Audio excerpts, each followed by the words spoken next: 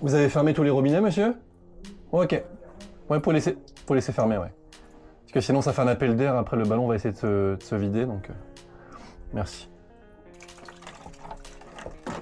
Le modèle de groupe que je vous propose, c'est le modèle en inox. Donc, du coup, qui résiste beaucoup mieux au calcaire, etc. Au niveau de la longévité, on sera quand même beaucoup mieux. Parce qu'en fait, le réducteur est vraiment là pour essayer de trouver un équilibre entre le confort et la sécurité de l'installation. Parce que plus on met de pression, plus il y a quand même de contraintes sur l'installation. Mais il faut quand même qu'on ait un débit suffisant dans la douche pour que ce soit confortable. Mais vous n'aviez pas eu de... Ouais. Ok, bon, on touche pas. C'est vous qui l'avez un petit peu fermé, non, la vanne qui est en bas? Je l'avais un petit peu fermé pour la pression. Alors je vais vous expliquer. Parce que du coup, la pression et le débit, c'est quelque chose de vraiment totalement différent. La pression, c'est la force exercée par l'eau sur le tuyau. Et le débit, c'est la quantité d'eau qui arrive à passer.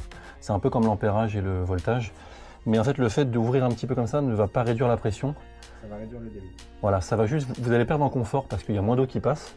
Mais ça ne protégera pas plus l'installation. Donc n'hésitez pas vraiment toutes vos vannes à les ouvrir à fond. Et c'est vraiment sur ça que ça va jouer. Il n'y a que ça qui peut réduire la pression. Ou un réducteur de pression en amont sur le compteur général. Parce que c'est compliqué de réduire la pression. Hein. Les premiers réducteurs de pression, ils faisaient plus de 2 mètres. C'est une des pièces les plus compliquées de l'installation. Il n'y a vraiment que ça pour réduire la pression. Puis le groupe, faut faire attention parce que en fait, il y a deux possibilités. Ou les grains de calcaire vont venir gêner la soupape et du coup, ça coule tout le temps. C'est le moins grave, même si on perd quand même de l'eau. En plus, on perd de l'eau chaude. Mais il y a un cas de figure qui est plus embêtant, c'est que la soupape se bloque. Et si elle se bloque, c'est le ballon qui subit la surpression et il finit par claquer en fait, par se percer.